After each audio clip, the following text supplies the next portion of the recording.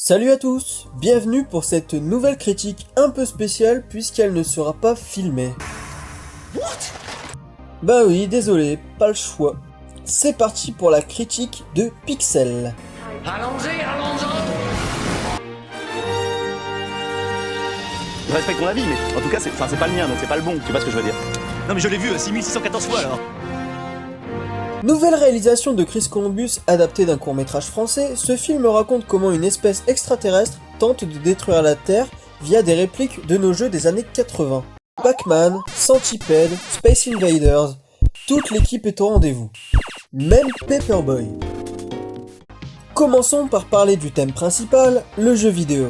Ce film maîtrise le sujet, c'est un film pour geeks, si bien que le message récurrent est que le monde a besoin de ces geeks trop souvent méprisés par les gens qui ne comprennent pas cet univers. Aussi connu sous le nom de... Votre pire cauchemar! Les références sont excellentes. Nous sommes vraiment sous le charme de voir ces jeux vidéo vivants à travers des scènes d'action bien pensées et fidèles au gameplay de ces jeux.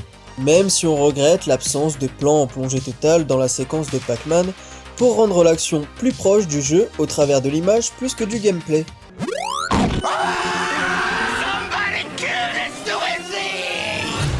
Aussi, il faut bien avouer que certains devront faire leur apprentissage de jeux rétro afin de comprendre la subtilité de certaines références.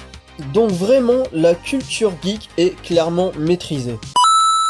Mais, quand vous voyez ce logo apparaître, Happy Madison Productions, attendez-vous à voir certaines bêtises scénaristiques comme dans un bon nombre des productions Adam Sandler. Je ne suis pas en train de dénigrer Adam Sandler, d'ailleurs j'apprécie un bon nombre de ses films. Et le côté fun et débile correspond au film, mais s'il vous plaît, arrêtez avec les romances sans intérêt. En plus, Adam Sandler a toujours des romances sur le même format. Bon, et certains éléments gâchent la logique.